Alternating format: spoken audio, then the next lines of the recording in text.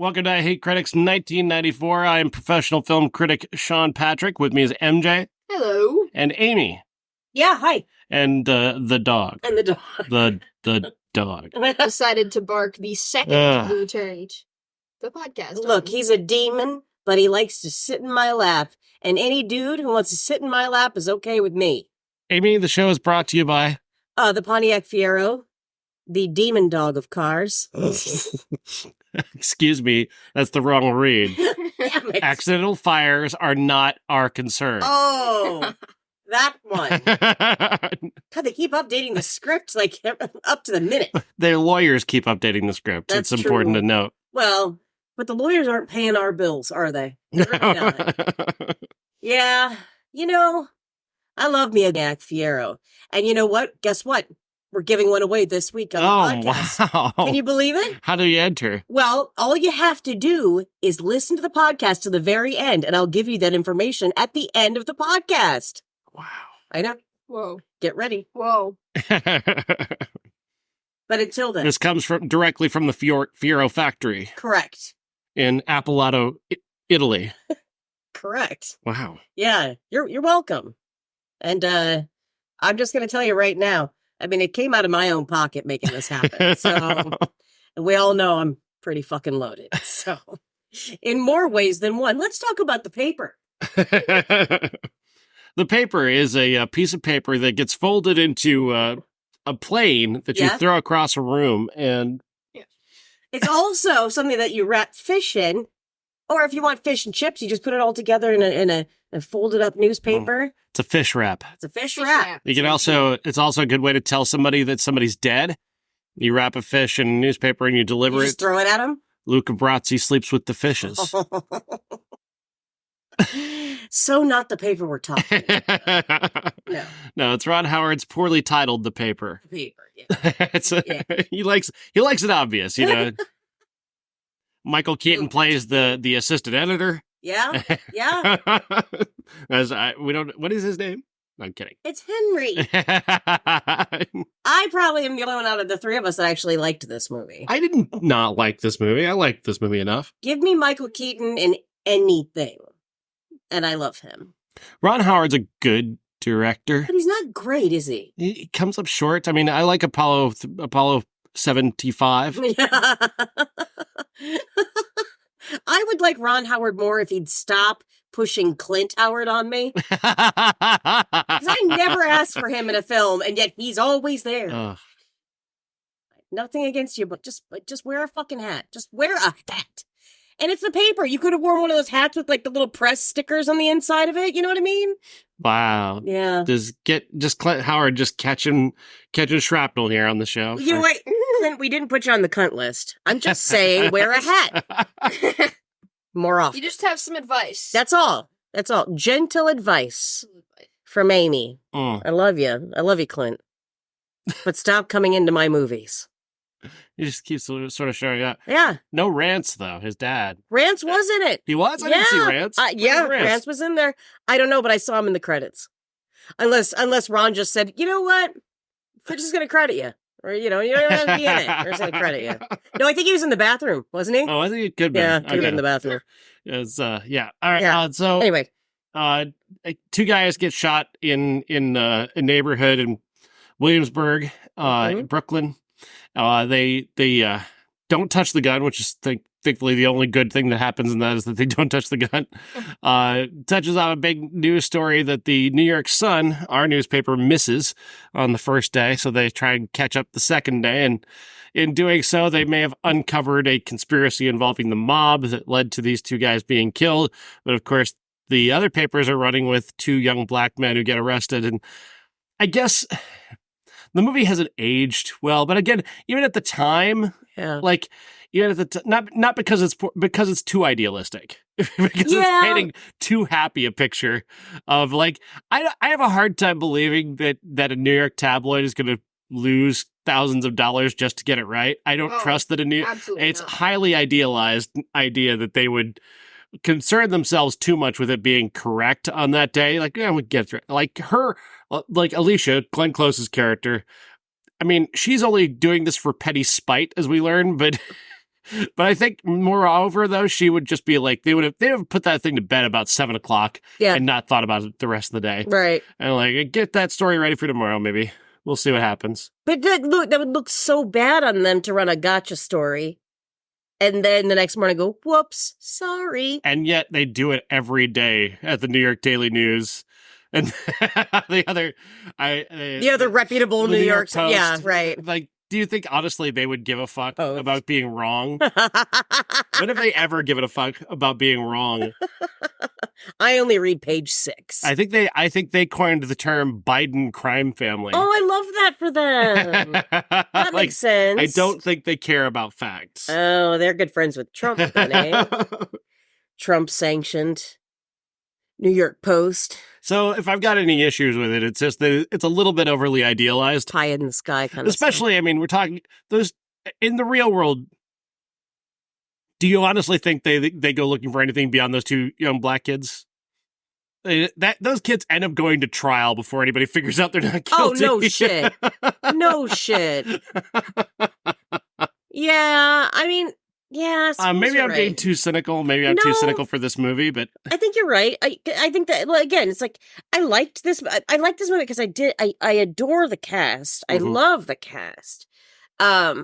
And I think if we would have stuck with just, I thought we were going to get grittier with talking. Like, I mean, again, we got 2 young black men being blamed for a crime that they didn't do, of course.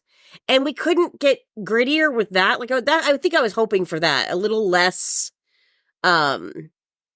everything else. Like, I don't give a fuck that McDougal's a loose cannon.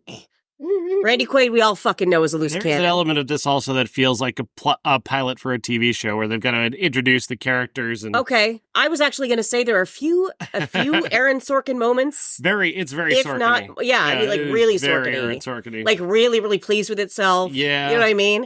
And yeah, I mean, and again, I like Aaron Sorkin. Don't get me wrong, but I don't. But I know you fine. don't, but I do. But. The smug, self-satisfied quality of a Sorkin. Yeah. I guess that's kind of implied when you say Sorkin. Right. Pretty much. Just smug and self-satisfied. Michael Keaton is the crusading journalist. He's the assistant editor. He's the one making it so at least we can try and believe in the ethics of these characters, because he seems like the one ethical guy, except when he's on a job interview, which we have to see. For some reason, we need this plot in the movie. He steals a lead from this newspaper that he's interviewing with and gives that to his people so that they can steal the story. Right. Well, it feels like a side quest. Again, like you could cut this movie down to a tight 90 minutes. Easily. You're right. Like, There's a lot of needless stuff. The Spalding Gray stuff was kind of funny, I guess. Well, and it was his last picture, wasn't it? Oh, yeah. That aside, nothing against Spalding Gray, but and as much as I love Marisa Tomei, did we really need all that? Did we need her to be pregnant? Did we need all that? I don't feel like we did. It would have been cooler if, like, she worked for like another newspaper, but they were married, and then she helped get some leads and then throw them over. You know what I mean? Like that. I think that would have been a more interesting story than having her be pregnant and almost lose a baby in the end. Yeah. So, and then, like, maybe if hers wasn't going to run the correct story because it was like, yeah, and so she's just like, hey, this story really needs to be written. Maybe your people would actually go with this. Yes, it's smaller. Yes, exactly. That's maybe a better idea. Yeah, no, it is, because we just said it. We came up with it. It's obviously a good story. Yeah. Thank you. Thank you. What they did do is kind of, I didn't mind that plot so much. I just wish he, like, at a certain point, Howard seems to turn her into like a needless roadblock. Yeah, exactly. Like she just at one point, Marisa Tomei's character is married to Michael Keaton. She's trying to get him to go to dinner with his parents with her and have a night away. And he's in the middle of this massive story that's going to change the lives of these 2 people, these 2 young black men. If they run Gotcha, which is the headline that they already have, right? over their names, it makes it look like these kid actually did it when they didn't, and they now know that they didn't. Right. Because they did go get a quote from a source at the police department. Mm-hmm. So they know they didn't do it, so they're gonna run the wrong story. And he's trying to stop that from happening. And his wife is like, no, you need to stay here and have dinner. Yeah, yeah. It's like, dude, the presses are running and you know this. And she knows this because she worked there. It's like she knows what it means. She probably married him because of how fucking crazy he was about the news and getting the lead stories. So, yeah, it does seem a little bit... It's contrived. Yeah. It's contrived to give the movie a roadblock. And it really, it demeans her character to do that. Right. The fuck? What? IMDb started playing an ad. What the fuck? Oh, shit. I'm no. I'm just like talking, and just suddenly just this ad starts. When did IMDb start having vocal ads that you don't click on? I've never. Like, I'm on, I have it on over here. What the fuck, dude? Oh, I did. That is so weird. Wow. Anyway. What was I saying? We were talking, the whole, her kind of... This movie pushes to 2 hours long for no good reason. Was it really 2 hours? It was an hour 56. It felt shorter than that to me. But maybe that's because I had to go to the bathroom a lot. Oh, my God. I don't know. I had tummy shame. Anyway... I made a tummy shame. We've also got the subplot with Robert Duvall. He's got cancer. He's the top editor above Glen Close and Michael Keaton. And again, what did this add to the story? I don't know. Like, again, take away the pregnancy, and if we're going to have to deal with cancer, can we have a cancer side quest? Like, just do that. And then we have, not only that, but then we have a whole other storyline with him and his daughter. Well, he's got cancer and he's going to die. And he wants to talk to his daughter and tell her, but he doesn't because... reasons. And he finds out that, he's given up his entire life. I guess they're doing that kind of in a TV way of counterpointing, what Michael Keaton is up against. Like, this could be you if you don't try to change what you're doing. Like, maybe are they shaming Michael Keaton? Maybe that's what this was all about, is shaming Michael Keaton for being too passionate. I don't know. Yeah. That seems to be the message here to him, is like what's happening to Duvall is a message to him. Like, don't take so much time away from your family to be a newspaper guy. But at the same time, he's also right because he's, trying to get the story right. Yeah. I don't know. That seems, it's a weird, needless counterpoint. And again, the whole Duvall thing could be lifted out of the movie and you still, you have the same plot that you're playing with here. Yeah, and I don't know why, but for some reason, I thought I remembered it that Glen Close was it's just a hand. It's literally just a hand. Like, the rest of him didn't want to come back. He's like, you know what? You take care of this. And I goes, are you recording now? Yeah. I had a great idea. Would you mind continuing your point? Well... No, I forgot what I was... Oh, so I do... For me, with Glen Close, as annoying as she was to me in this film... A handsome woman. A very handsome woman, Glen Close. I could understand why she was the way she was. There was that whole... There still is that whole thing where it's a man and a woman up against, each other to make a call. And, of course... Even though she's making the wrong, and she has to know she's making the wrong call, but she makes the call, and then, because she has to win.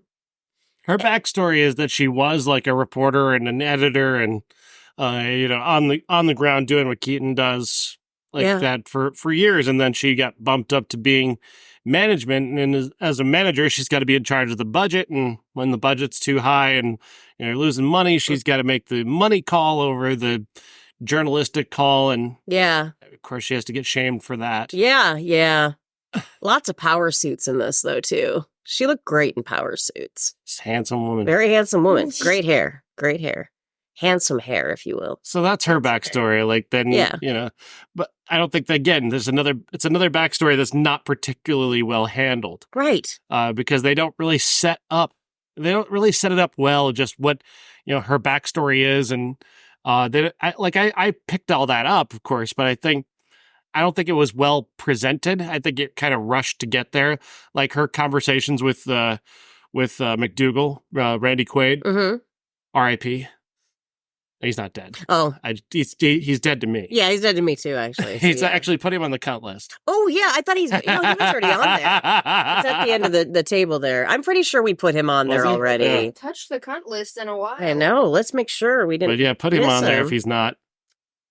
Rob Schneider, J.K. Rowling, Bill Maher. Anyway. Yeah. Jared Leto. The conversation that he's having with her, and he's kind of shaming her for not being a reporter anymore because she's too much of a bean counter. I just thought that was underpresented in terms of, her position. Like, they throw in this whole thing about her having an affair for no good reason. That goes nowhere. Nowhere. It meant literally nothing. Like, then she's trying to... No payoff, no anything. Yeah, she's trying to get a raise, and no one's, taking her seriously on that. And again, that goes nowhere. Is she getting the raise, not getting the raise? Did she get in trouble for stopping the presses or starting the presses and stopping them again? Right. We still don't know if she's fully okay. She got... shot in the leg.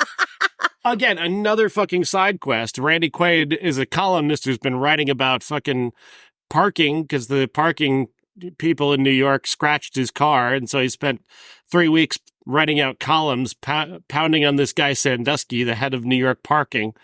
And that whole plot is happening. Which is fucking unhinged and makes, again, we could have lifted that we didn't need it. Well, it's a very New York thing too, which I guess you want to kind of have that kind of New York color to it, I guess, but at the same time, is it needed? Does this further the story we're telling? Look, I spent time in Brooklyn. I took the subway. I didn't have to park anywhere. Just take the subway, you dumbass. That's my answer. And also, I mean, they definitely show him, like, just parking wherever the fuck he wants. Well, I mean, yeah. He's parked in the middle of the street directly in front of the Sun building, the New York Sun building. Yeah, it wasn't really And then he's space. all pissed off when they tow his car. I'm like, what were they supposed to do? Like, there are other people in the world, asshole. Yeah. Oh, Randy Quaid, the main character. Wow. Little did we know. Yeah. But again, these are all things like that would like make up for plots in an episode of a long-going series. And this is a movie, and in a movie, these things all get sort of short-shrifted. You're right. This could have been a fun little mini-series on NBC. You know what I mean? Mid-season replacement, Yeah, it didn't warrant a film. Having said that, again, Michael Keaton was fucking awesome in it. He has some serious Michael Keaton moments in this movie that make me so happy. I love when he freaks out about things because he just goes a little bit mad and you could just see his eyes like kind of just twitch. And I absolutely adore him for that. I love moments where Michael Keaton loses his shit. And if you don't know what I'm talking about, go and watch Mr. Mom because that's one of the best fucking movies of all time. So, yeah. Outside of that, though, I mean, great performances. There wasn't a bad actor in the bunch, okay? Yeah. Not one. So 89% Rotten Tomatoes. Average grade of a B+ on the A to F scale. Let's see, Jay Carr from the Boston Globe said it takes a certain panache to incorporate the ever-present threat of your own extinction into the giddy tradition of a newspaper comedy, but the paper pulls it off. There's no point in pretending that I'm objective about this one. I know it's not Citizen Kane, but it pushes my buttons.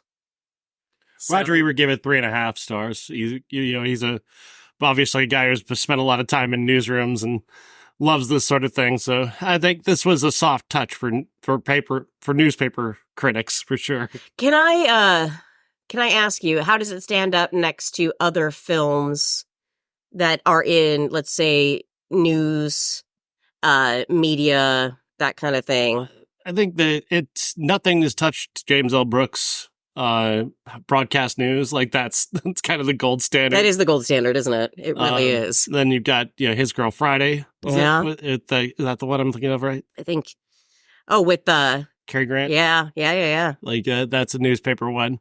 I can't really think of many newspaper movies off the top of my head. Oh, Spotlight with Michael Keaton. Oh, right. Which is probably the best. That's probably the best one in terms of newspaper movies. There's one that I'm forgetting though that I thought came out in the 2000s, and maybe it's just not hitting me. Ben Affleck wasn't in it. Rosario Dawson was in it though. Russell Crowe was in it.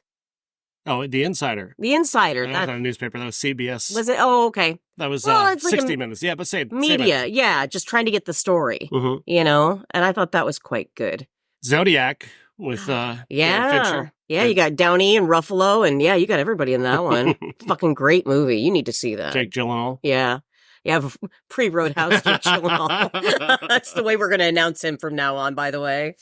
Jake, you did some great stuff, and all of a sudden we got Roadhouse. Why would anybody make Roadhouse? It's like he was desperate. They didn't even include one single character who went into a closet to have anal sex with a woman and said that she was his regular Saturday night thing. That's my favorite line. So no one said it in the film? It's the greatest compliment anyone could give a woman. He's in the middle of having sex with her in the back room, and he goes, "Boy, I'm going to make you my regular Saturday night thing." God. As he's pounding away on her. Honestly, it's celluloid magic. It's like one of the greatest things you have ever seen. And the minute he says it, you're just like, yes, sir. It's like in the grand tradition of sleaze movies. Like that is that line drips with so much sleaze. God, it's second only to a line from Showgirls. Do you know Showgirls? Oh, I love it. Showgirls is a movie about a stripper. Essentially, she's a stripper who goes to Las Vegas to find her fortune, and she's finds herself acting in this big Vegas production where she gets the lead, and her old boss and another stripper friend come to visit her, and her boss is looking at this new place she's working at and looks at her and goes, "But it's nice to work at a place where they don't come on you."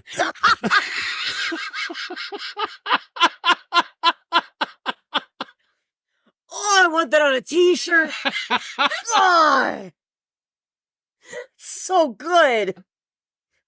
It's no throat. In a dripping font. Yeah. Hey, I know an artist who could do that. Jeff is listening. Jeff is listening.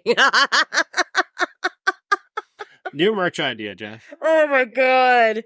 And the whole regular Saturday that, especially when it's set on Mystery Science Theater, is one of the greatest things of all time. They'll just throw that shit in there and you're like, oh, wow. It's great to hear robots say that. Make you my regular Saturday night thing. They actually wrote a song about Patrick Swayze and Roadhouse. It's fantastic.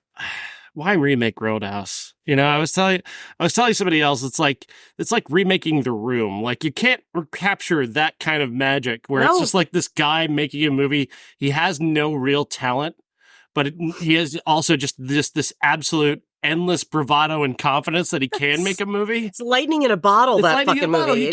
You can't recreate that. No, you cannot. You can't recreate the sleazy brilliance of Roadhouse in this way. You can't treat this in an earnest fashion like this is just another action movie. This isn't Walking Tall. No, right, right. Walking Tall, you can make that anytime, and it's fine. But this is Roadhouse is a sleazy masterpiece, and if you don't have the sleaze, I'm sorry, it doesn't work without the sleaze. Yes, you're right. Ben Gazzara dripping with sleaze. Oh God, he's so moist in that movie. Oh. And when he's in the car and he's driving down the road, he's like just singing at the top of his lungs, and he's very moist. We have to make you watch Roadhouse. Sam Elliott. Sam fucking There's no Elliott. Sam Elliott in this movie. Okay, then there's no point to that. You have to have Sam Elliott. He has to die at the end of your movie. It's important. God, Mom used to think Sam Elliott was the most gorgeous man on earth. She'd go, "Oh, Amy, he's so cool. He's so cool." Conor McGregor is in this movie, the MMA fighter. Oh, he's Irish. And it's just him, Irish. This is an introduction. It's him. He's Irish. He's drunk. He's naked. He's walking through the streets punching people. Why wasn't Robert Sheen in this movie? Really? Robbie wants to be naked everywhere. This would have been his time. Fuck you, Conor McGregor. Miscast. Plus, you're not a fucking actor, are you? Is he He's an not actor? an actor, no. He's very bad in this movie. Don't anybody tell him I said that. Because he's a famously got a temper. He does have a temper. All right, Connor. Fuck you, dude. Bring it. I'll fight you. My man Robbie take you down when it comes to being naked. He looks better than you, I guarantee it. I will egg you on, I'm sorry. Anyway, are we done talking about the paper then? No, we're still talking about the paper. We're gonna side quest. I love well, we have been side questing. This made the top 10 films of the Roanoke Times in 1994. The Roanoke Times. Well, we all give a shit about the Roanoke Times. Let us not forget the many stories that they've written. Totally know what that is. The Munster Times. Is that like as in Munster cheese? No. Oh, it's Munster, Indiana. I thought it was Muncie. Oh, no, there is a Munster. But see, I was thinking of Munster, Ireland, because that's where my head goes every time. Ireland. My heart's there. My heart's there. It's there. Let's go there. Let's go now. Let's just leave Sean to finish the podcast. Let's go now. Do you have a favorite Ron Howard movie? You know what? Let me. I don't think I do, but we're gonna bring them up, and I'm gonna look at them. So far, no. You don't have a favorite Ron Howard movie? Am I supposed to? I mean, most people do. I'm looking at a lot of these and going, yeah, these all suck. Oh, not the Da Vinci Code. Okay, A Beautiful Mind. Did he do that? Yeah. Okay. That was good. He did Katy Perry's Part of Me? He did not. Yeah. That was good. Frost Nixon is his best movie. Frost Nixon is his best I didn't know that was him. I fucking love that movie. Frost Nixon is a killer movie. That is the only... Oh my God, that's the first time I ever saw Michael Sheen in anything, and I loved him so much. And then it's the only film that could make you even remotely feel bad for Richard Nixon. Like you shouldn't, and you definitely shouldn't. But like in that movie, there's a moment where he's so vulnerable, and I'm like, why do I feel bad for him? I mean, I felt bad for him. Frost Nixon's fantastic. I would say that is probably his best, easily. Yeah, I definitely. He's not had a great run lately, but like he did this boat movie with Chris Hemsworth. It was just kind of like, whatever. Yeah. And I honestly have a hard time recalling his other films. Let's see. We've got the dumbass Da Vinci Code shits. The Good Lie with Reese Witherspoon. Yeah, that sounds familiar, but again. Well, she was a brunette in that film. We always forget about you when you go brunette, honey. Except for Overnight Delivery, which of course stars Paul Rudd. So anyway, Dads. Do you remember the movie Dads? No. Dads is an American documentary film by Bryce Dallas Howard. Okay, well that doesn't help me at all, does it? We Feed People? What is that? Yep, I think you're not even looking at his directorial credits, are you? It says movies Ron Howard. He's Opie, all right. Oh, he'll never not be Opie. You know Opie?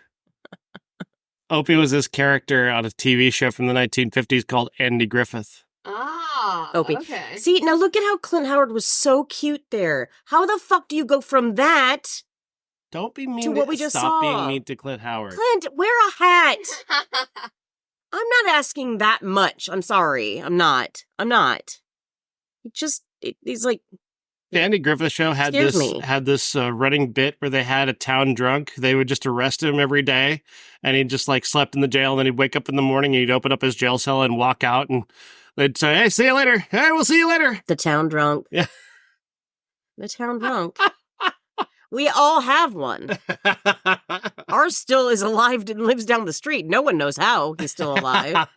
Live action Barney down there. He's pickled. He's pickled and preserved. MJ, do you have a favorite scene in the movie? You don't. Just say you don't. No. I thought it was an okay movie, but I don't have a favorite scene. You've grown up in an era where there are no newspapers. See, when a newspaper, when a newspaper and a newspaper love each other very much. Where do you get your news from? Usually, my friends will say something, and I'll be like, "What?" And they'll be like, "Yeah, I read this online," and I'll be like, "What?" Yeah, all from other people. I don't read anything. I don't pay attention until somebody tells me things. Probably not great, but, it's fine. You are the main character. Do you want to be the main character? I don't know. It's scary sometimes. It looks scary sometimes. Yeah.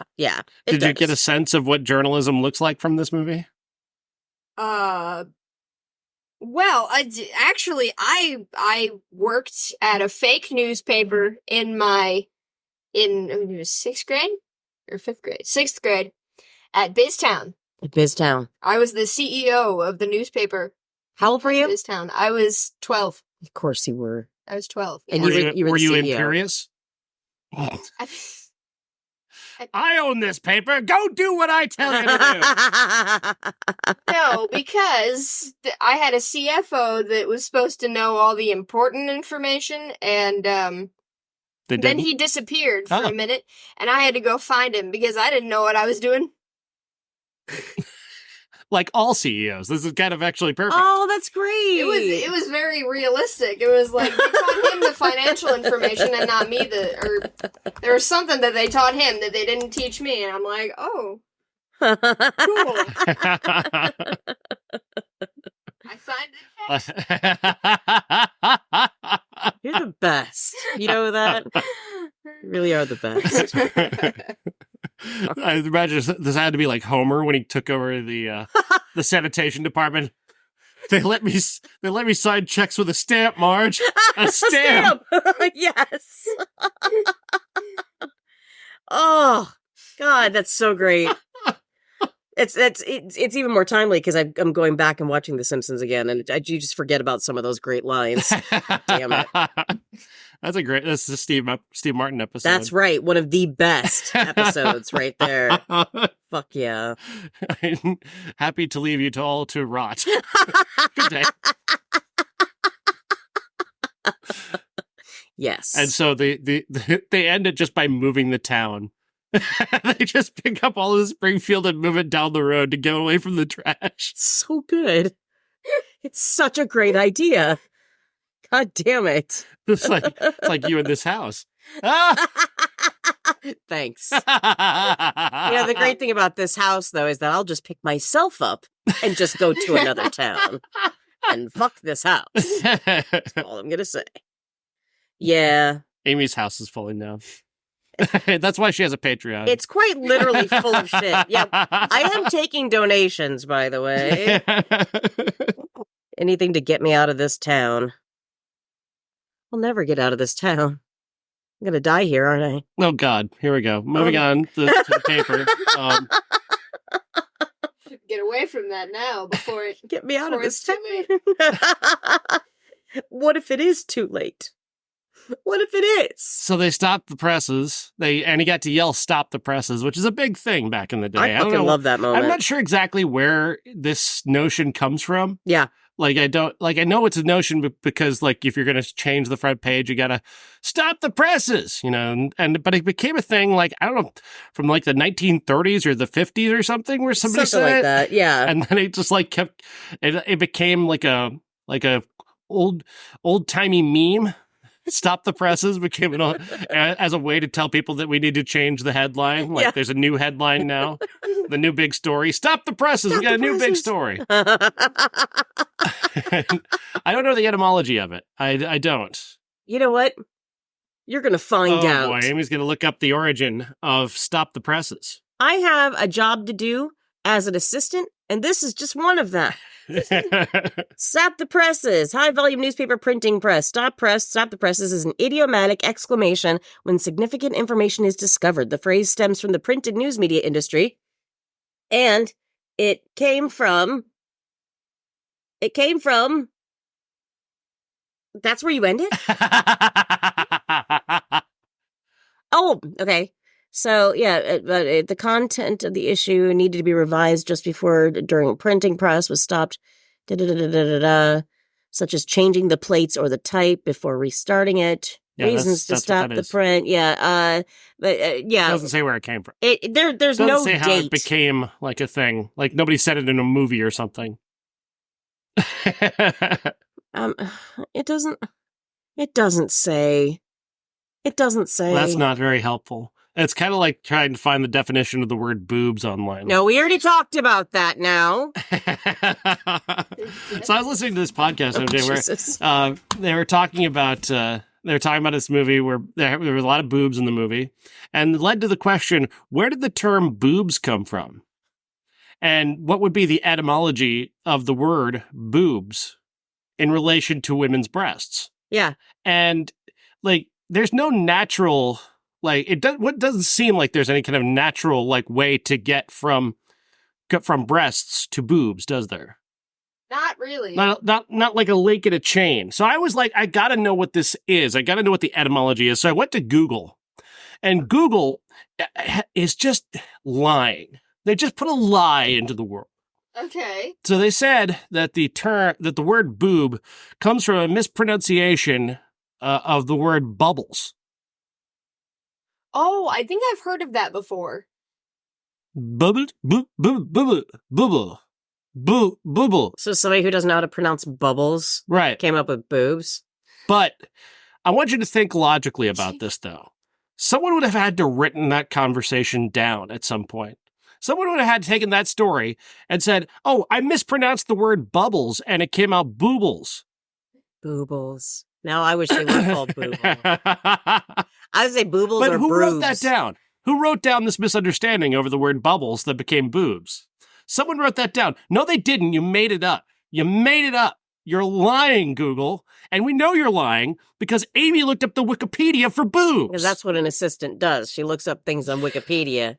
And because I was going to say, if I don't believe the story, I was just going to update it on Wikipedia. I was going to change the whole meaning and make up another story in my head. That was the plan. But yeah, it turns out has to do with croquet, playing croquet, and the balls. They're shaped. When a ball doesn't go all the way through the wicket, they call it a boob. A boob. A boobie. A boobie. And then you see two balls together, and you put that together with the two breasts on a woman's chest. Boobs. Oh, okay. That's a natural progression. Boobies becomes boobs. Yeah. Or a boob can mean an idiot, which means I've got two idiots on my chest right now, which would be kind of hot. Anyway. Yeah. Now let's get to the other big question. Where does the butt start? No. No. No. No, because I started going off on the whole penis thing, because I was like, cock, dong, prick, horn. I was thinking it's like where did penis come from? I think that's I think that's the actual Latin. Yeah, it is. I looked that one up. But so that's why penis is in Amy's search history. Yeah, I mean, and cock. There's a lot of cock in my search history, I'm not gonna lie. Because then it just took me down like a rabbit hole of like fowl, like birds. And then I found the titmouse and the morning cock. So wait, they see would you say that somebody saw two titmouses together and tits? Let's face titmouses are pendular and fluffy. Like a bag of sand. Like a bag of sand. Have you ever actually touched a breast?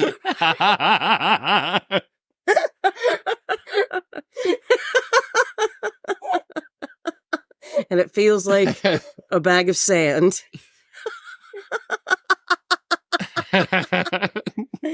I'm sorry. I think people were using that line to this guy against this guy on TikTok. So there's this TikTok dating coach. Yes, we are on a tangent.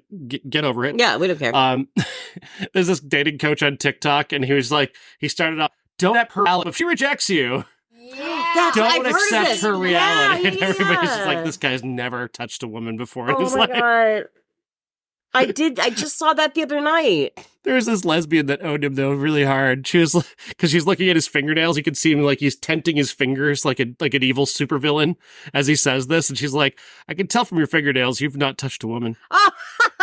And I can tell you why.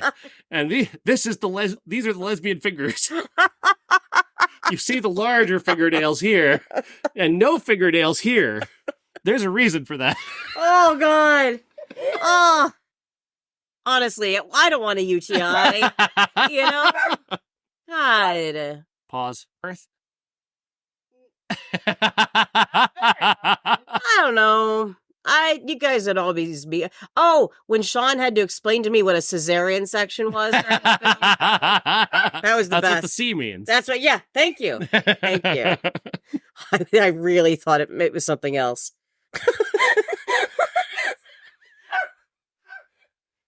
I have Instagram up, and somebody's update on Instagram was, "I hope I have sex again someday." That's all. That's all it says. Just black text. That's it. I mean, of course, this is true. Ron Howard. Who was Ron Howard's first choice to play Michael Keaton's character? Clint. Ah! No. Russell Crowe. Henry Winkler. Tom Hanks. Oh, obviously. That was right in front of my face, wasn't it? Damn it. That's true. Very obvious. But it was the most obvious choice. Do you know why Ron Howard hasn't seen this movie since 1994 when it came out? So Ron Howard hasn't seen the paper since then because to him, quote, "It's a perfect film." What? Oh, honey, no. No. What? He said it's a perfect film. Oh. That's cute. That's cute. Not true. Really? Honey, no. Let's see. Other actors considered for Michael Keaton's role. Are you ready? Yeah. Alec Baldwin. Alec Baldwin. Kevin Costner. Yeah. Oh, yeah. Mel Gibson. Yeah. All the white guys. All the white guys. Bill Paxton. Kurt Russell. John Travolta. And Robin Williams, who turned it down to make Mrs. Doubtfire. Thank God, because honestly, I don't think I could take his energy in this movie. I really fucking couldn't. Yes, but this could have saved us from Mrs. Doubtfire. It wouldn't have saved us. We would have had to watch it anyway. He might not have made Mrs. Doubtfire. No, he was going to always make that. He was always going to make it, let's face it. That was in his trajectory. God willed it. Maybe we would have had to watch it the year after. It would still be in the future then. That's true. That's terrifying. The terrifying reality there. Yeah. We hate Mrs. Doubtfire still. Yeah, I mean, it's one of the worst movies of all time. It just is. Trash. It just is. Just trash. It's weird. Is it weird seeing Jason Alexander in this movie, like at the height of Seinfeld fame? Yeah, well, in, like this very small, sweaty role. He's just so moist. He's so moist, and again, it doesn't make sense. It just is such a needless. It's New York in the summer. Yeah, and this was shot in the summer of 1993. It does make sense that everybody would be super fucking sweaty. And I'm everybody not is super fucking sweaty. And have you ever been in a press room? My God. The heat coming off the machines, printing the newspapers. Look, you and I have both worked in radio studios, and those things get fucking hot in there. They really do. I would have to have fans in there because they were just all of that equipment. Especially when I was working at Muscatine, like they had like the old like 1950s equipment, so everything was hot all the time. Yeah, fuck that station, by the way. But yeah, that's true. But I mean, there should be some AC going in there. There should be some AC. Please give me some AC. A ton of people in there. Like, it wasn't like the bodies were heating everything up. Exactly. There was like 3 people. Right. The plot just didn't even deserve a set piece, though. The whole arcade plot didn't need it. You're right. Glen Close didn't need to get shot in the leg. There was that didn't. I thought for sure they were going to kill her. Like when that gunshot went off and you could hear her make a noise, I'm like, so the paper won't ever get to change. Like, it's going to go to press that it's going to say gotcha, and Glen Close is dead. And I'm like, what a weird fucking way to end a movie.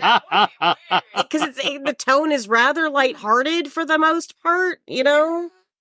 So The lighthearted, the paper. the lighthearted, the paper. Yes, correct. The score for this movie is overwhelming.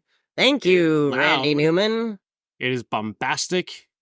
There was That word anymore. Bombastic? Oh, Was it because of the song?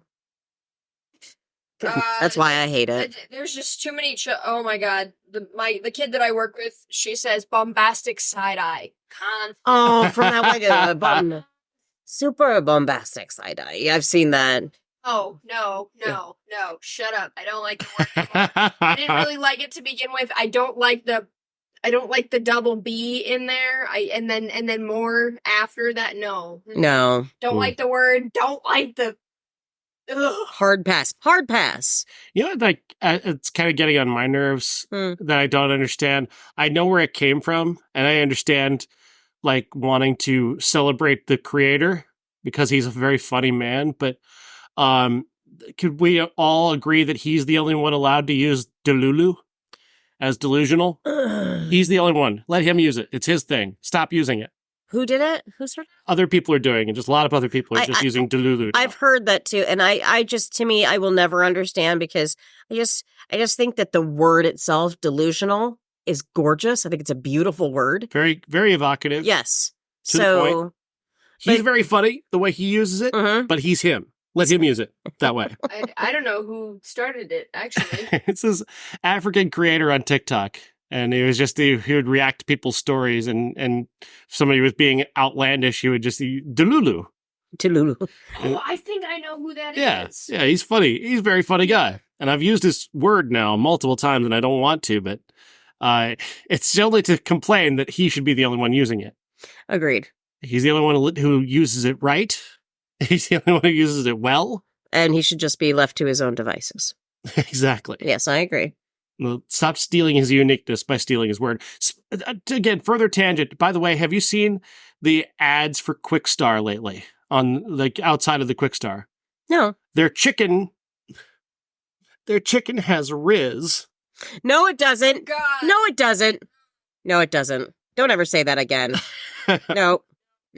Just slap that big marketing dick right across my face. Oh, God. Riz. That fucking word. Yeah, the only person that I don't mind saying that is Cody. Cody Koepp can say it. It doesn't bother me. But when anybody else says it, I First of all, it's way too close to jizz. Yep. And I don't want jizz on my chicken. Jizz on my chicken. Oh, God. Chicken jizz. But also, that's not the only one. No. Because their chicken also slaps. Oh. You go sit in your car. I have said a song slaps, so I have said that before. Oh, man, that slaps! I have said it. I've never used that phrase. I hadn't used the word Riz until last night either, and I did not enjoy it. Why did you have to say it? God, you look so sad. Harper was talking to the cat, and she was flirting with the cat. Oh. And I was like, did you just do that? Did you really just flirt with the cat? Yeah. I've never, no. And then you said, you got the Riz. No. Cat, clearly. Cat right now. And she said, yeah. Oh, and no. I'm like, no. Just no. No. Please, no. No, and your chicken does not have Riz. Your chicken doesn't have Riz. No chicken. No chicken. No.